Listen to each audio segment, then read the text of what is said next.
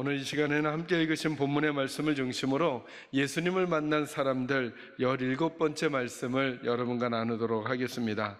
두 제자와 나머지 제자들이라고 하는 사람들의 만남을 통해 으뜸과 섬김이라는 주제의 말씀 여러분과 말씀 나누겠습니다. 오늘 저희들은 마태복음 20절에서 28절을 읽었는데요, 그 전에 17절에서 19절 말씀을 먼저 한번 읽어보아야 하겠습니다. 본문의 말씀을 한번 보시기 바랍니다. 제가 17절부터 19절을 읽어드리겠습니다.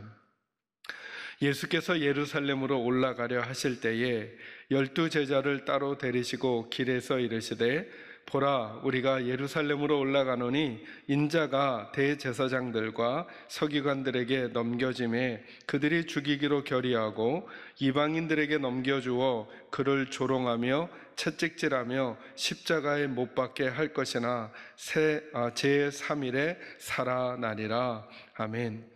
그러니까 저희들이 읽었던 20절에서 28절은 일정한 맥락 속에서 이 말씀이 들려지고 있는 것입니다. 어떤 맥락이냐 하면 예수님께서 그동안 3년의 사역을 마무리하시고 이제 예루살렘으로 올라가신다고 하는 것입니다. 그리고 이제 마지막 일주일을 보내시기 위해서 제자들에게 말씀해 주시는 것입니다. 얘들아, 예루살렘으로 올라가자. 이 말이 제자들에게 오해를 불러일으킬 수 있는 상황입니다. 설명해 드리겠습니다, 나중에. 그런데 예수님은 그 말씀만 하신 게 아니라 이제 그 예루살렘으로 올라가면 예수님이 어떤 일을 당하게 되실지를 말씀해 주셨습니다. 한마디로 말하면 제자들이 예상치도 못했던 일을 당하시게 될 것입니다. 핍박과 조롱을 받게 될 것입니다. 전능하신 하나님의 아들이신데 핍박과 조롱을 받게 될 것이고 급기야는 죽게 될 거란 이야기를 들었습니다. 근데 웬일인지 제자들 귀에는 첫 번째 이야기만 마음에 담겨지고 두 번째 이야기는 기억되지 않은 것 같습니다. 그 증거가 오늘 20절에서 28절입니다.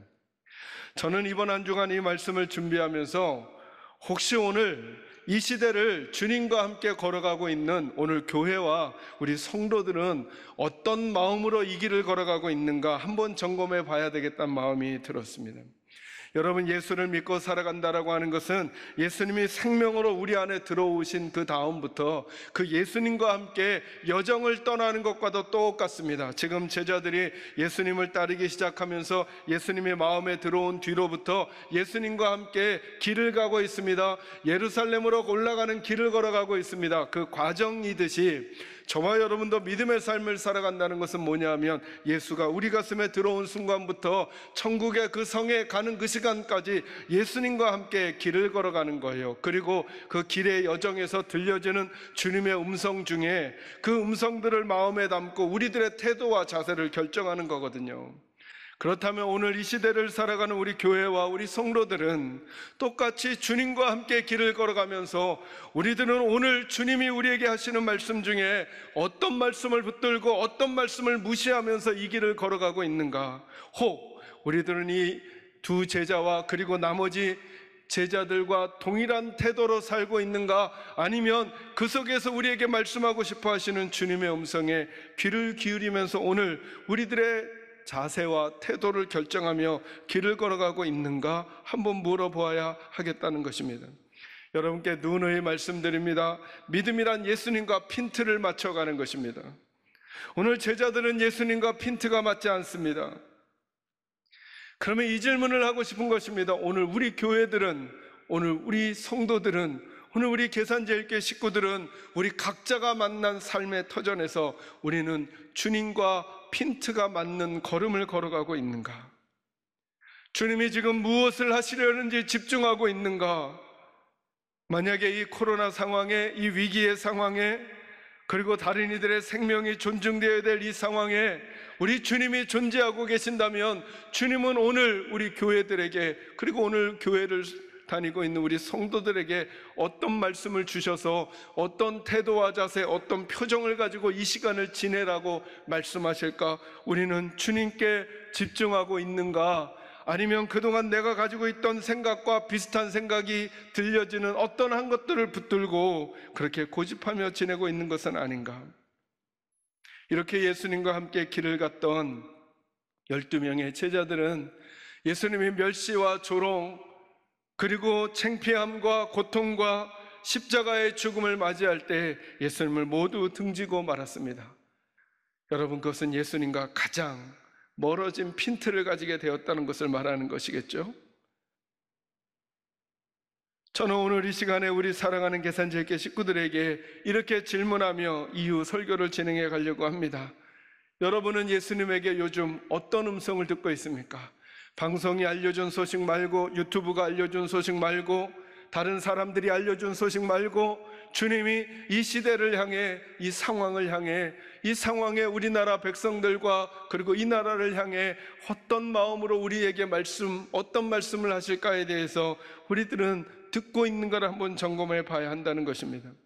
만약에 그것이 개인적으로 잘 들려지지 않는다면 명확하게 우리에게 말씀해 주신 성경을 통해 예수와 함께 길을 걸어가는 사람들이 가져야 될 삶의 태도가 무엇인지를 명확히 마음의 기준점 잡고 그렇게 살아갈 수 있는 삶의 지혜가 우리 사랑하는 성도들, 계산제일교회 식구들에게 꼭 있기를 주의 이름으로 축원합니다. 오늘 교회는 어떤 태도와 자세로 이 시대를 살아가야 할까? 가장 중요한 관점은 이것입니다. 우리는 예수님과 핀트가 맞는가?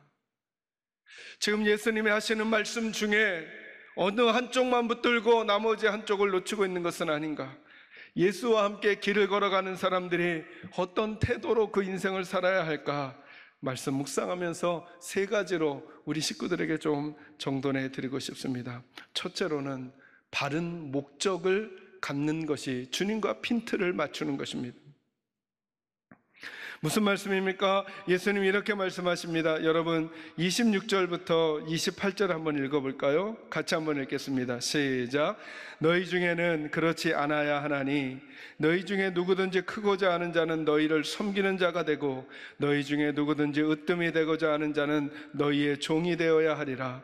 인자가 온 것은 섬김을 받으려 함이 아니라 도리어 섬기려 하고 자기 목숨을 많은 사람의 대속물로 주려 함이니라. 아멘.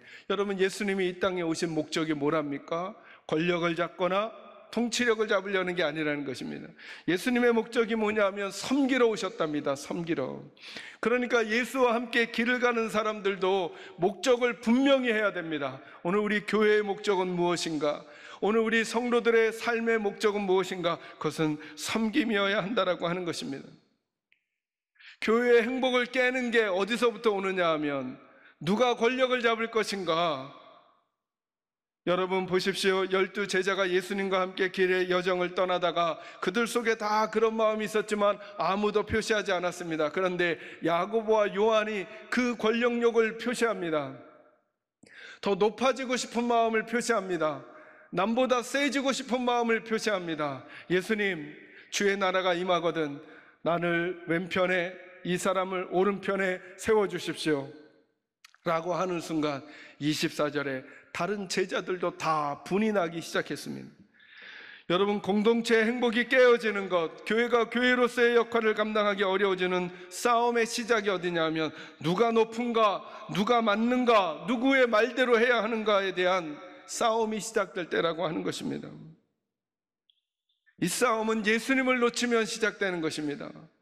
예수님이 어떤 목적을 가지고 걸어가고 계시는가를 놓치게 되면 이 싸움이 시작되는 것입니다. 정말 교회는 목사의 말대로 되어야 좋은 곳이 되는 것인가?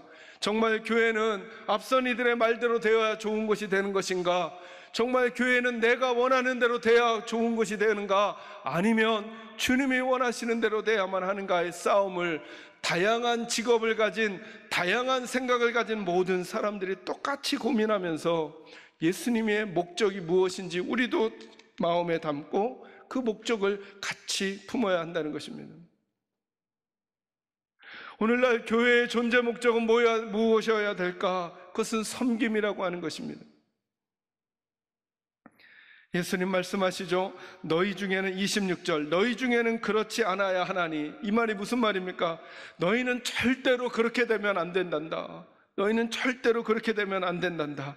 너희는 이렇게 돼야 한단다. 너희 중에 크고자 하는 자는, 너희 중에 정말 남보다 높은 위치에 있고자 하는 자는 이걸 또 오해해서 듣는 거예요. 아, 그래, 난 높이 올라갈 거니까, 누구든지 크고자 하는 자는 너희를 섬기는 자가 되고, 섬김을 크고자 하는 것에 대한 핑계나 이유처럼 하려고 하는 결정을 내리는 분들도 있어요. 아니요, 그렇지 않다는 거예요. 너희는 섬기는 자가 되라, 이게 중요한 거예요.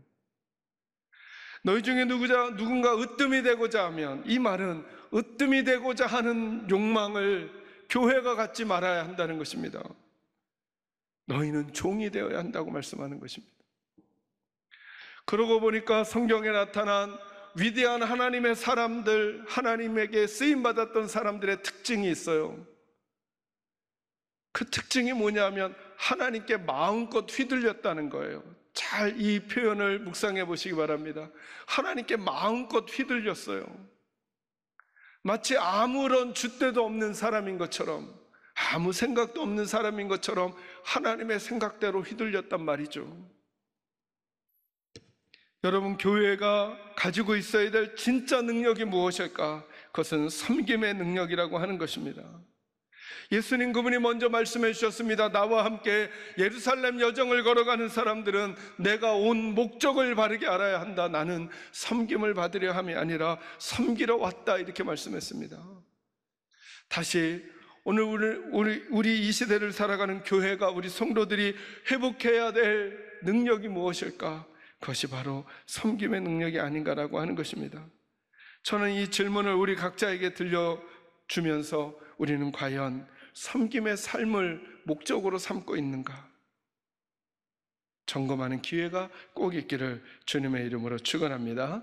두 번째로 주님과 함께 핀트를 맞춰간다라고 하는 것은 뭐냐 하면 바른 목적과 함께 바른 태도를 결정하는 것입니다. 바른 태도라는 게 무엇입니까? 그 본질이 뭐냐 하면 종이 되는 것입니다. 종이 되는 것.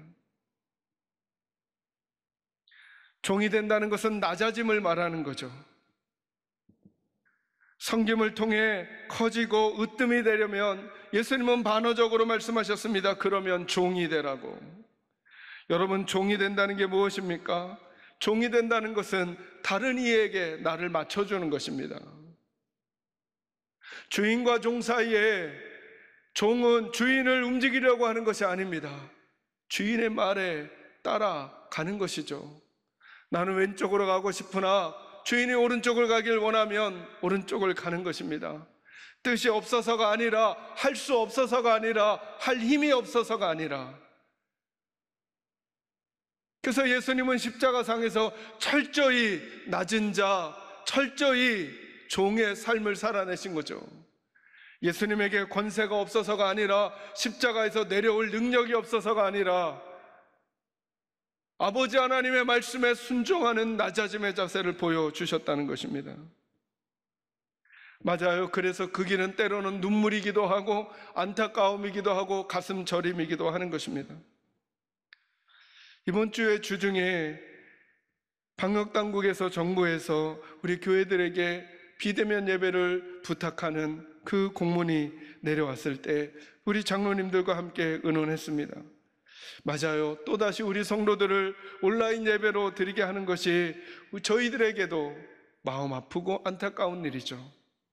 그러나 여러분, 주님과 함께 핀트를 맞춰 걸어가는 삶이 다른 이들을 위해 그들을 섬기면서 낮아짐의 자세라고 한다면 할 수 없어서가 아닙니다.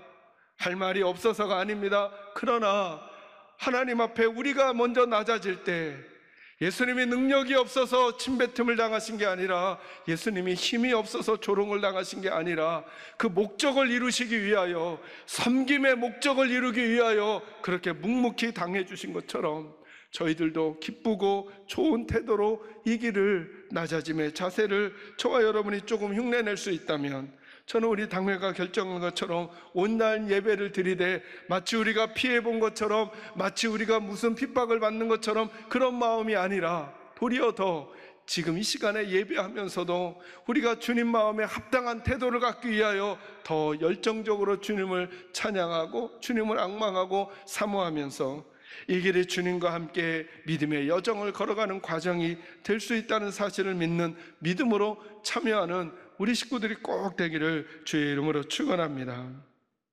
예수님이 세상을 섬긴 방법이 무엇이었습니까? 극단적으로는 자신이 죽는 거였습니다. 그래서 잘못된 이단들이나 이 사람들이 꼭 예수님의 십자가의 죽음을 폄하합니다. 예수는 실패했다는 것입니다. 십자가에서. 그래서 그것을 완성하려고 자기가 나왔다는 것입니다. 그들은 자기들이 무슨 말을 하는지 모릅니다. 예수님의 죽음이야말로 하나님의 놀라운 구원 섭리를 성취하시는 가장 강력한 힘이었다는 사실을 그들은 이해하지 못하는 것입니다. 사단은 언제 그들의 권세가 깨트려지게 되는 것인가? 예수가 십자가에서 죽으시고 부활하셨을 때 그들의 권세가 깨어지는 것입니다. 오늘날 어떤 이들은 마귀의 세력을 강하게 부각시키려는 이들이 있어요. 마귀가 우는 사자와 같이 우리를 삼킬 차를 찾나고. 여러분, 누누이 말씀드리죠. 맞아요. 그들은 찾기만 해요. 그러나 그들은 이미 부활하신 예수님 까닭에, 십자가에서 죽으셨다 부활하신 예수님 까닭에 그들의 권세는 이미 다 꺾여버렸어요. 예수가 승리자고 그들은 패배자인 거예요. 그래서 우리들은 예수만 있으면 그들에게 지지 않을 거예요. 마귀에게 지지 않을 거예요. 그 담대함을 우리에게 주시는 거거든요. 그 일이 어디에서 일어났는가? 십자가에서 일어난 거예요. 십자가에서 일어난 거예요. 이 흔적을 알았던 바울이 그런 얘기를 하죠.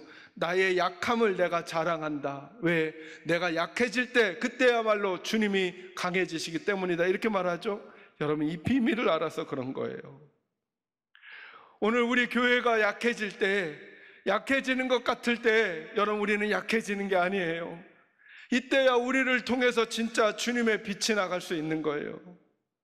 우리가 강해지잖아요. 우리가 뻣뻣해지잖아요. 우리가 거칠어지잖아요. 그러면 우리 속에서 누구도 주님을 보기가 어려운 거예요.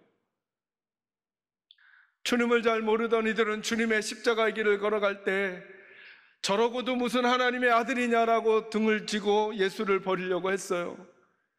그러나 거기에 하나님의 시선이 머물고 있었다는 사실을 우리 성도들은 잘 알잖아요.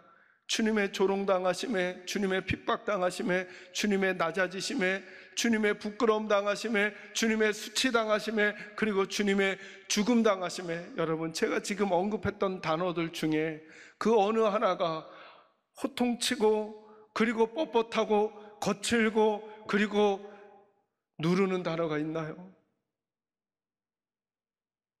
그 낮아지신 주님 까닭에 하늘의 섭리가 이 땅에 계시가 되기 시작한 거예요. 그리고 저와 여러분이 그 놀라운 하나님의 품 안에 들어가는 일들이 생겨버린 거죠. 그래서 오늘 주님이 오늘 이 시대를 사는 우리들에게 똑같이 이렇게 묻는 건 아닐까요? 너희들은 나와 함께 길을 걸어가고 있는 사람들이냐?